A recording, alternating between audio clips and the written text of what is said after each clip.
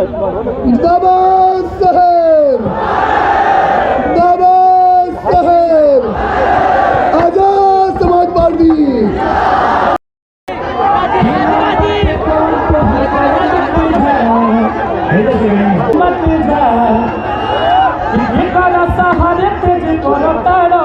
अरे भाई फंसा दे, गिरवा दे यार।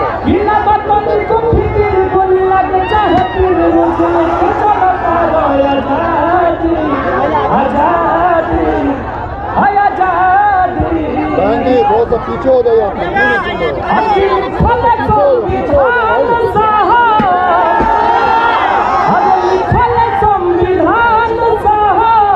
बड़ी चूल है भाई आप।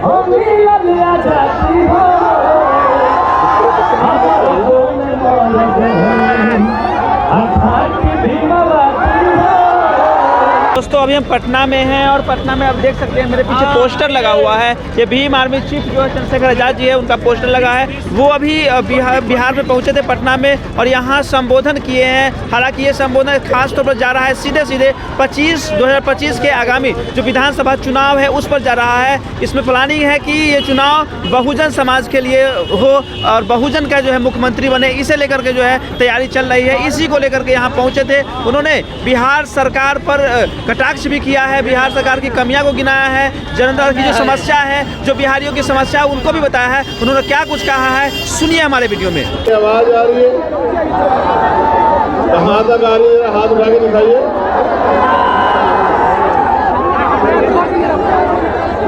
मैं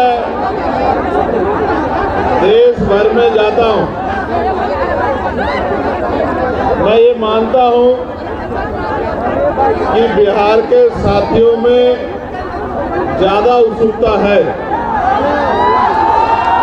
उनका प्यार भी ज्यादा है, लेकिन बिहार के मीडिया के साथी भी किसी कम नहीं है। मैंने आज तक मीडिया का इस तरह का स्ट्रक्चर कहीं नहीं देखा जो वक्ता जनता को देख भी ना पाए, उसके मुंह के सामने इतने कैमरे लगे। एक साइड ले लो कोई, या तो बिहार में पत्रकार ज्यादा है या फिर बिहार के हर नौजवान ने पत्रकार बनने की ठान लिया। तो मैं आपसे आग्रह करूंगा एक साइड ले लो, कोई भी ना सामने से हटा लो, एक साइड कर लो कोई भी। ये जो कैमरे वाले साथी एक साइड आ जाओ, ये सारा सामने मत करो वरना हटाना पड़ेगा, ये किससे हो जाएगा।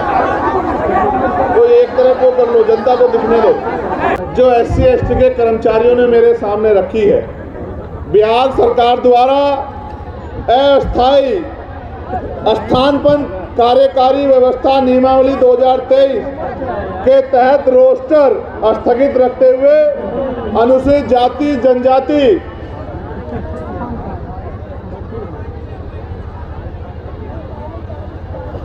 कोटि के अनुमान्य 17% पदों को फ्रिज रखकर शेष 83% पदों पर मूल कोटि की वरीयता के आधार पर प्रोन्नति के पद 56 में विहित वेतनमान के साथ उच्चतर पद पर कार्यकारी प्रभार माननीय सर्वोच्च न्यायालय में लंबित सिविल अपील संख्या 4800/2017 में पारित होने वाले अंतिम आदेश के फलाफल से प्रभावित होने की शर्त पर दिया जा रहा है, जबकि अन्य वर्गों के लोगों को आरक्षण का लाभ मिल रहा है। इसकी वजह से जब प्रमोशन नहीं हो रहा है तो बैकलॉग भी नहीं आ रहा है, ना नई नियुक्ति आ रही है और ना ही हमारे मूल पदों से प्रमोशन हो पा रहा है। इसके कारण कर्मचारियों को परेशानियों का सामना करना पड़ रहा है। मैं इस मंच के माध्यम से शेड्यूल कास्ट शेड्यूल ट्राइब के कर्मचारियों से कहना चाहता हूं कि अब मैं दिल्ली जाके पार्लियामेंट में और वेलफेयर कमेटी में आपका मामला जो है रखने का काम करूंगा, और साथ साथ मैं आपको भी ये कहना चाहता हूं, आप भी कमर कस लो।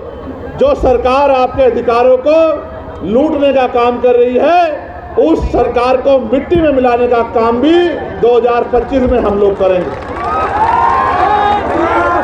एक यहाँ बड़ी समस्या जो जमीन की है, भूमि सर्वे के नाम पे सरकार जो है, सरकार ने वादा तो किया था कि हम 3 डिसमिल जमीन देंगे, लेकिन सर्वे के नाम पे, जैसा मैंने आपको पहले कहा कि 14 अगस्त को हम लोग अंग्रेजों के अधीन थे, 15 अगस्त को आज़ाद हुए, लेकिन 14 अगस्त को अगर किसी पे 1 गज जमीन नहीं थी तो 16 अगस्त 1947 को भी 1 गज जमीन नहीं आ पाई थी। सरकारी जमीनों पे ही गरीब लोग रहते थे। 70 साल से जिस जमीनों पे लोग रह रहे हैं, सर्वे के नाम पे वो जमीनें छीन के पैसे वालों को, जमींदारों को, ताकतवर लोगों को, सामंतियों को देने का काम यही निकम्मी नीतीश कुमार जी की सरकार करने का काम कर रही है, डबल इंजन की सरकार करने का काम कर रही है। मैं सरकार को ये कहना चाहता हूँ, अपनी बुरी मंशा से की जा रही इस योजना को सरकार तत्काल रोक के जमीनों के अधिकार को सुरक्षित करने का काम करे, वरना तो सरकार याद रखे, जल जंगल जमीन बचाने के लिए सरकार से हर तरह की लड़ाई लड़ने का काम हम यहाँ से लेकर दिल्ली तक करेंगे और अपने लोगों की जमीन को किसी भी कीमत पे सरकार को छीनने हम लोग नहीं देंगे। दूसरा, कानून व्यवस्था बहुत बिगड़ी हुई है, इसके लिए मैं सरकार से ये कहना चाहता हूँ कि जो सरकार बहन बेटियों की रक्षा नहीं कर पा रही है, गरीबों, दलितों, पिछड़ों, आदिवासियों, मुसलमानों की रक्षा नहीं कर पा रही है, वो सरकार कानून व्यवस्था का ढिढोरा पीटना बंद करे। अगर आप रक्षा नहीं कर पा रहे मुख्यमंत्री, तो पद से इस्तीफा क्यों नहीं देते, कुर्सी छोड़ क्यों नहीं देते, कुर्सी खाली क्यों नहीं कर देते, क्यों कुर्सी चिपके हुए? इस तरह से तो सांप भी चंदन के पेड़ से नहीं लिपटता, जिस तरह से आप कुर्सी से चिपटे हुए हो। अगर नहीं काम कर पा रहे हो, नहीं लो जनता के हितों की रक्षा कर पा रहे हो, तो कुर्सी क्यों नहीं छोड़ देते मुख्यमंत्री जी? आपको सोचना चाहिए। जनता ने आपको इतनी बार मौका दिया और आपने हमेशा जनता को धोखा दिया। ये मौका मिलने पे धोखा का काम अब इसमें बिहार में बंद होने वाला है। अब अगर मौका मिलेगा तो काम करने वाले लोगों को मिलेगा, और जब मौका मिलेगा काम करने वाले लोगों को तो धोखा बंद हो जाएगा। इस बात का भी मैं आपको विश्वास दिलाता हूँ। आप यहाँ आए, आपने इतनी बड़ी संख्या में यहाँ आके सरकार को चेताने का काम किया। मैं दोनों हाथ जोड़ के आपका धन्यवाद करता हूँ। मैं ये मानता हूँ, मैं मानता हूँ कि आपने पिछले 7-8 साल में बहुत मेहनत की है। आपने अपनी मेहनत के बदौलत इस नीले झंडे को गांव-गांव तक पहुंचाने का काम किया है। अभी भाई ददन जी भी कह रहे थे, जौहर साहब भी कह रहे थे, अमर ज्योति जी और भाई कमल वालिया जी भी कह रहे थे कि अब आपकी परीक्षा का समय आ गया है। आने वाले 8-10 महीने संघर्ष के महीने हैं। जिस तरह आज आप बड़ी संख्या में जुटे हैं, यहाँ से जब आप घर लौटेंगे तो चैन से नहीं बैठना, क्योंकि अधिकार मांगने से नहीं मिलते, अधिकार छीनने पड़ते हैं और छीनने के लिए शक्ति बनानी पड़ती है। मान्यवर काशीराम साहब कहते थे, जिसकी जितनी संख्या भारी उसकी उतनी हिस्सेदारी। और उन्होंने ये भी कहा कि आरक्षण से लेंगे, एसपी डीएम वोट से लेंगे, सीएम पीएम। उन्होंने ये भी कहा कि मान लो तो हार और ठान लो तो जीत।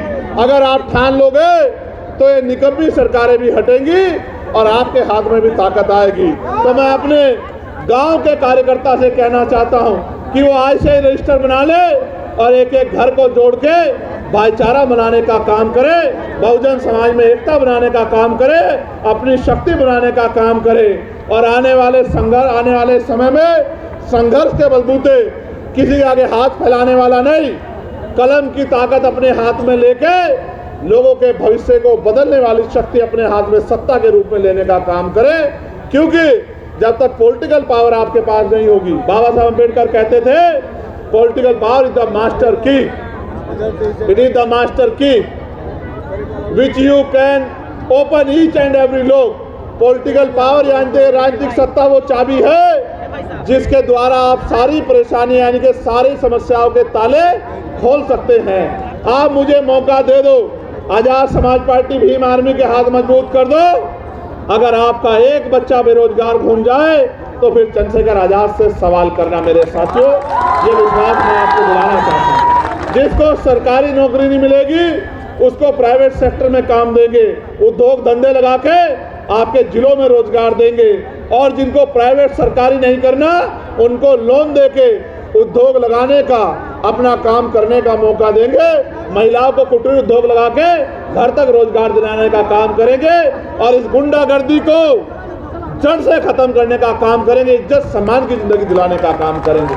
किसानों को उनकी फसल के दाम जो है उनकी इच्छा अनुसार दिलाने का काम करेंगे, और जीवन भर मजदूरी कर करके बनने वाले इन परिवारों को मुख्य धारा में लाने का काम करेंगे। समान एजुकेशन पॉलिसी प्रदेश में लागू करेंगे, और समान health policy, common health policy इस प्रदेश में लागू करेंगे।